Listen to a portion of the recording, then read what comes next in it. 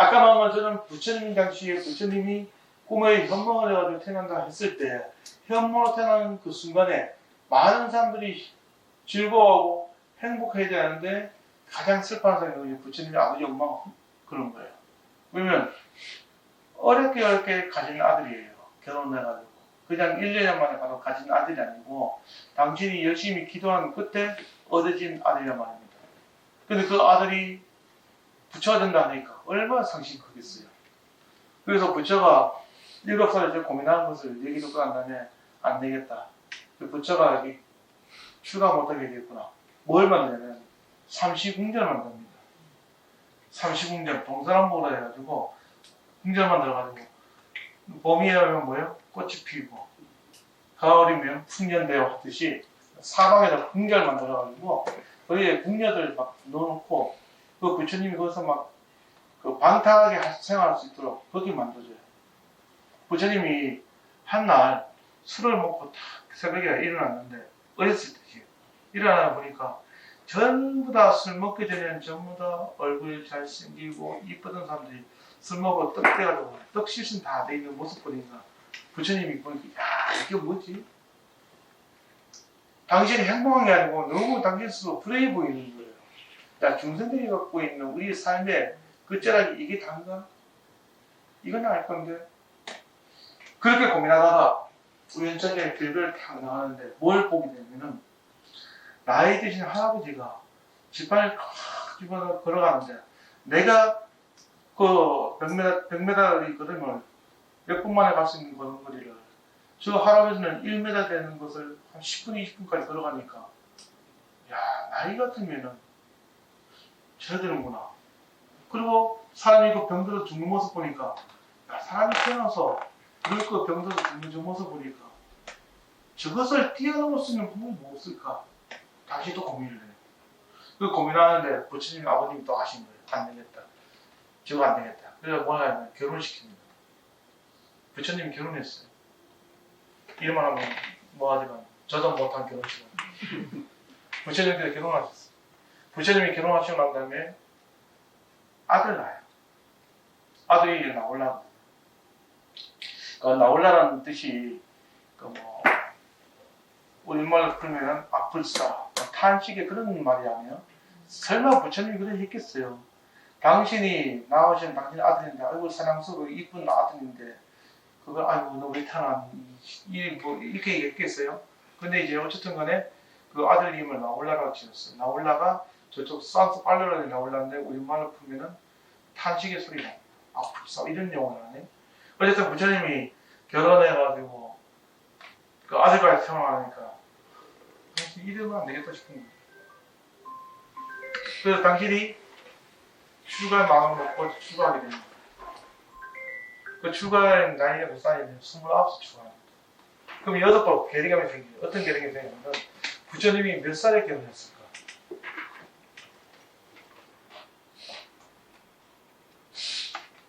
이 부처님이 몇 살에 결혼하신 나이에 사실 역사적인 아이러니였는데 19살에 결혼했다는 일이 있어요. 19살에. 네, 부처님이 19살에 결혼하셨는데 그러면 19살에 결혼해가지고 29살에 당시 출가했다면은 그러면 부처님의 그 10년의 그 공부 속에 나올라님이 그때는 몇 살 됐을 거 아니에요. 그리고 당신은 그 10년의 세월 동안에 그래서 사회에서 많은 고민을 했다는 얘기죠. 근데 그런 고민의 핵심은 뭐였냐면 생사를 뛰어넘는 고민을 합니다. 그래서 당신이 출가하자 mam보니까 아버지가 붙잡는 거예요. 야, 이 나라 놔두고 어디 가느냐. 그냥 같이 살자. 이렇게 얘기하니까 부처님이 이제 아버님한테 물어요. 아버님, 한 가지 질문하겠습니다. 누구나 태어나서 죽는데 그 죽는 것도 그냥 죽는 게 아니고 병들어서 늙고 병들어 다 죽는데 늙고 죽는 것까지 누구나 다 그런데 이 생사에 대한 부분을 뛰어넘어서 갈 수 있는 그 삶을 만약 저한테 일러주시면 저 출가하겠습니다. 이렇게 질문해요. 있을까요, 여러분들? 생사를 뛰어넘어서 살 수 있는 그런 방법이 뭔지. 글쎄요. 그러니까 우리가 살고 있는 이 중생들 세계에서는 생사를 뛰어넘을 수 있다고 얘기한다면 생사를 뛰어넘는 그 순간에는 그건 깨달음이 오는 거예요. 아유 뭐 이 한 몸 맞춰서 그랬을 때 이 한 몸이라 했을 때 생사에 대한 부분도 걸리지 않고 가는 게 중요한 거예요. 생사에 다 걸리면 안 돼요. 그래서 부처님이 아버님한테 생사를 뛰어넘을 수 있는 것을 저한테 읽어주세요 그랬더니 말이 막힙니다. 그래서 이제 당신이 출가하게 돼요. 그게 29살 출가했을 때 그러면 부처님이 출가할 때 세상의 모든 것을 안고도 모르고 출가했느냐? 그렇진 않습니다. 부처님이 얼마나 지혜로운 분이냐면 7살 때부터 시작해서 출가할 때까지 사회에 있는 모든 것은 당신이 다 더 이상 배울 수 없어요. 다 알고 있어요. 뭐 사회로 치면은 뭐 형법, 민법, 국제법, 사회법 모든 것은 다 알고 있고 전략, 전술, 무술에 대한 다 알고 있고 모르는 게 없어 사회에서. 그걸 다 뛰어넘은 상태이기 때문에 출가해서 당신이 공부하면은 남들보다 빠르죠. 근데 이제 우리 현재 오늘날의 스님과 그 조선시대 때 스님하고 차이점이 뭐냐면 조선시대 때 우리 스님들은 한나라의 왕녀들 중에서 서출과 적자들이 많습니다. 그러다 그분들이 출가하게 되면은 이 승가에서 갖고 있는 사회적 지위와 위치, 역할 이 부분들이 굉장히 뛰어난 분들이 많아요. 이미 그 당시에는 사사상경을 다 뛰어넘는 그 훌륭한 왕자들이 많습니다. 그분들이 출가해서 승가에 오셨기 때문에 승가가 사회에서 기여하고 있는 공헌한 것들이 확인이 되야 되죠. 우리 청량사도 그렇습니다. 청량사에 우리 큰 스님 여기 열반스님 큰 스님이 홍경 큰 스님이 계시는데 이 홍경 큰 스님이 갖고 있는 그 사회적 위치가 뭐냐면은 육아에서는 그 당시에 이 한반도에서는 탑이었다. 그래서 육아에서 갖고 있는 사회적 위치가 탑이다 보니까 승가에서 스님들이 출가를 반대했었다고 해요. 왜? 이렇게 훌륭한 분이 승가에도 되거든. 승가에 대한 위계 실성을 얻을 수 있으니까 반대라는 거예요.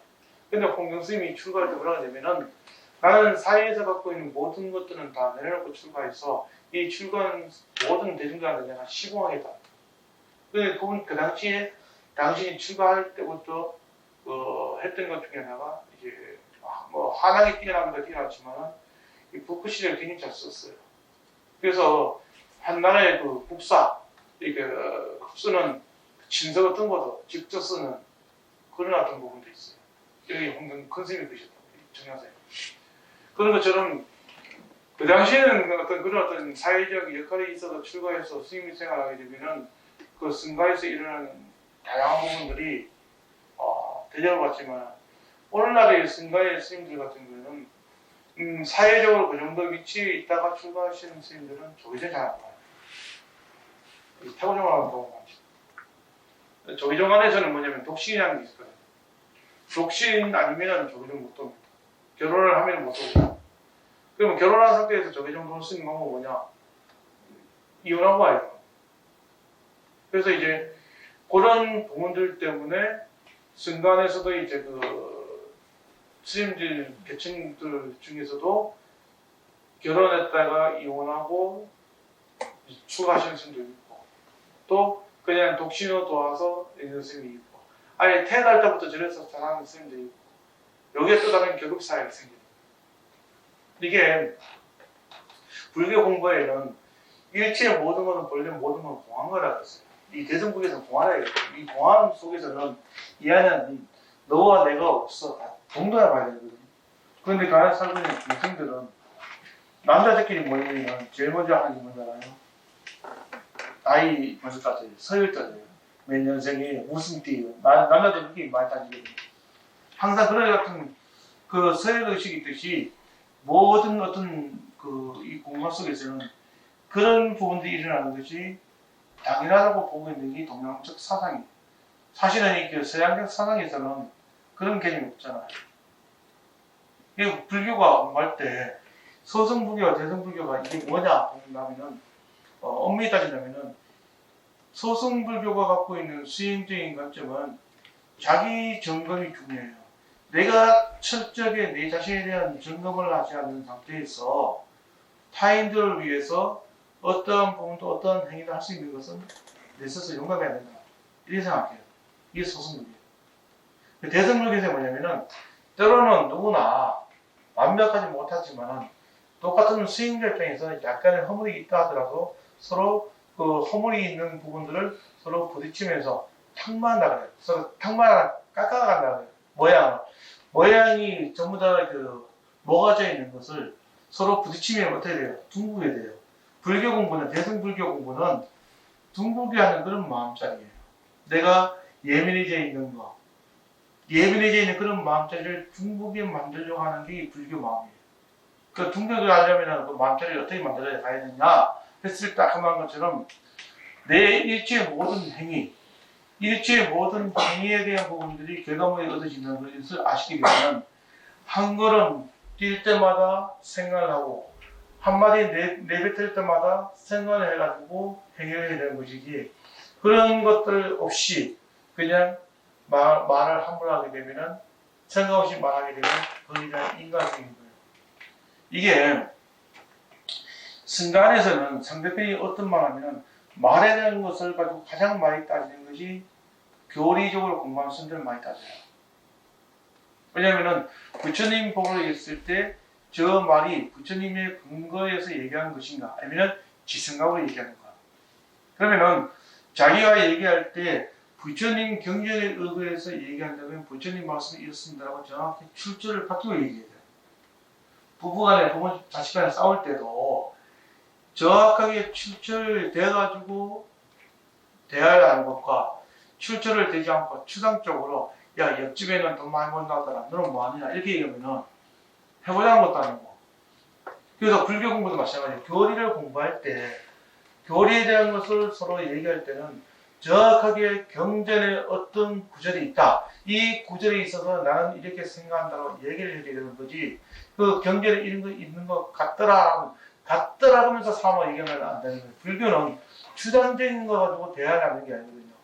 현실에 일어나고 있는 그 상황을 직시해서 바로 얘기하는 게 불교인 것이지 마치 추상적인 거, 관념적인 거, 이단적인 것이 마치 그 불교인 것처럼 들이밀면서 얘기하면 안 된다는 거예요. 제가 아까 꿈 얘기를 다시 얘기하면 어떤 스님이 얘기해요. 여러분들 하시는 모든 일들이 술술 잘 풀리기 원하십니까? 그럼 술술 잘 풀리기 원하시다면 천도자를 지내시면 다 풀립니다. 라고 얘기한다면은 이 말이 50대 50인 거예요. 사실 불교적 입장 봤을 때는 대승불교 안에서는 이 제사를 지내고 그 다음에 천도를 지내고 이런 부분 대승불교에서는 당연한 거예요. 그러나 남방불교의 자체에서는 이 천도제라는 것 자체가 없어요. 그럼 어떤 차이점이 있냐? 아까 말한 것처럼 인도 불교가 중국에서 우리나라 들어오면서 이게 접목이 되는 거예요. 모든 의식들이. 왜? 중생들이 갖고 있는 금기가 다들 다르잖아요. 스님이 여러분들한테 자 마음을 비우시고 여러분들 수행합시다. 숨을 들이키고 숨을 내쉬고 호흡을 내가면서 내가 갖고 있는 모든 걸 다 내려놓읍시다. 이러면은 사실은 지금 당장에 집에 일어나는 여러 가지 일들이 그렇게 하나 죽고 있는데 괴로워 힘들어 죽고 있는데 스님은 숨을 들이킵시다 내쉰다고 이런 얘기하고 있으면은 이게 급한 게 아니잖아요. 당장 집에 있는 불을 꺼야 될 거 아니에요. 집에 있는 불 끄는 게 뭐냐면은 돌아가신 분이 계신데 살아선 게 내가 효도를 했어야 되는데 내가 효도를 못했으니까 그것을 위안을 삼을 수 있는 방법이 없습니까? 스님한테 질문할 거 아니에요. 그 스님은 그걸 들어줘야 되는데 들어주는 게 뭐예요? 기재사고, 천도자고, 제사고, 49제인 거지. 그러면 그 중생이 갖고 있는 아픈 마음을 해결해 줄 수 있는 거예요. 옛날에는 천도제나 49제 지내면은 그 천도제나 제사, 천도제 비용이 좀 있어요. 근데 이게 또 비용이 너무 또 액수가 자기가 생각 쓸 때 많잖아요. 신도들 와서 그 얘기해요. 천도제 지내는데 300만 원인데 300만 원 너무 비쌉니다. 좀 싸게 해주면 안 됩니까? 이런 사람도 있어요. 그럼 싸게 해달라고 한다면 어떻게 싸게 해주면 됩니까? 그랬더니 내가 갖고 있는 이 금액인데 이 금액만큼 해주세요. 라고 한다면 뭐냐면은 초대만 지내는 경우, 맞게만 지내는 경우가 있고 초대 맞게만 지내는 경우가 있고 홀수 1357그만 지내는 경우가 있고 그 다음에 7제를 다 지내는 경우가 있고 그런 어떤 부분들이 누가 만들어냈냐? 중생들이 와서 스님한테 간절하게 불탄하니까 만들어진 제도인 거지 스님들이 만들어 놓은 건 아니에요. 사실은 스님들은 여러분한테 마음을 비울 수 있는 수행할 수 있는 그것을 제시하지 그것 위에 다른 걸 제시 안 하는데 신도분들이 갖고 있는 현실적인 힘든 결함들이 있으니까 그것을 받아서 이제 딜을 하는 거야. 내가 부처님 전에 이렇게 보시를 할 테니까 이거 해주세요. 저거 해주세요. 그러다 보니까 이 등도 다는 것도 사실은 여러분들 남방불교 하면 미얀마, 스리랑카 그런 나라 가면은 이 연등 있는 거 보셨어요? 없어요. 이거 왜냐면 우리 중생들이 갖고 있는 대승불교 우리나라에서 갖고 있는 마음자리가 이런 마음자리가 있기 때문에 그 마음에 미안을 삼는 거예요. 부처님 전에 등을 달고 이 등을 담으로 해서 아 부처님께서 우리 가정을 보호해 주시는구나. 그 미안을 삼으니까 등을 다는 거예요. 또 하얀 등이 있고 이게 빨간 등이 있는데 이거는 생축 살아있는 사람한테 추구하는 그 추구는 생축등이고 저는 돌아가신 분들 위해서 연가등이에요. 망축이에요. 그래서 생망이 있는 거예요. 그래서 살아있는 사람한테는 뭐 진급, 그다음에 사업 권창 이런 걸 해서 마음을 위한 상태에서 등을 잡는 거고 이쪽은 살아상계에 내가 효도를 못했으니까 돌아가신 이후에는 그 효도하고 싶은 그 마음자리에 등을 잡는 이게 망축입니다. 그래서 생망이 같이 있는 거예요. 생망이 같이 있는 데가 살아상계는 이렇게 돌아가신 분을 위해서 제사를 지낸다든지 저 뒤에는 영정이 있고 영정이 있고 보면 이렇게 실, 옷의 실 있잖아요. 저걸 뭐라고 그러는지 아세요, 여러분들? 저 영정 옆에 있는 거, 옷의 실 있는 거, 이렇게 그런 보게 되는 거. 네? 보통 혼백이라고 그래요, 혼백. 혼백이라고 부르는데, 저 영정 옆에 혼백이 무서져 있는데, 사실은 사찰마다 다르게 돼요.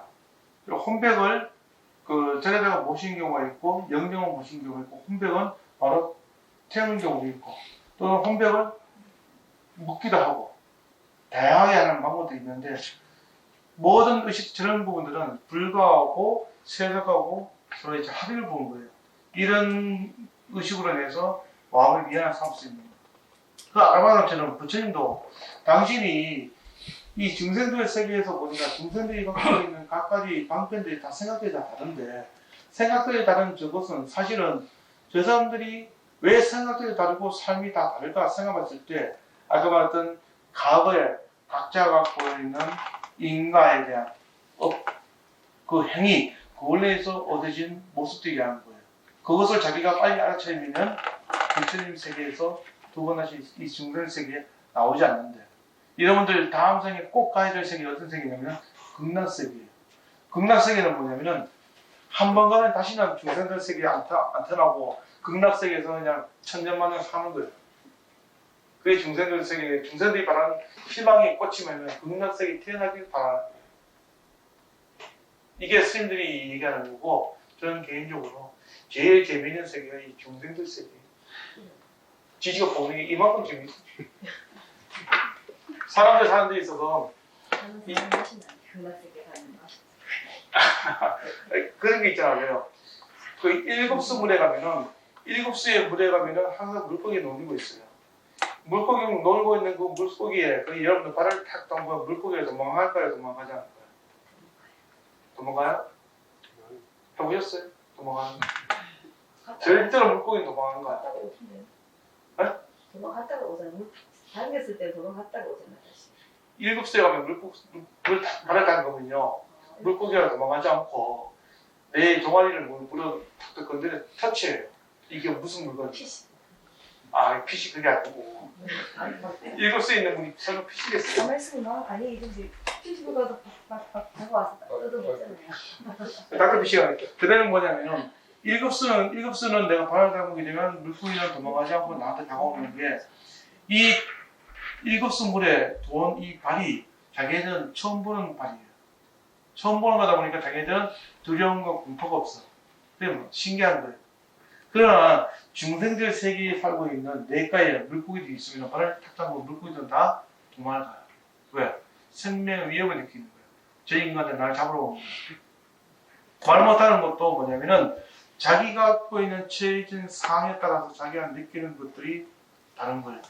불교가 여러분들 메시지 던지는 것은 여러분들 부처님을 믿게 되면은 부처님을 믿고 의지하게 되면은 일곱수와 어떤 그런 물고기 되는 거예요.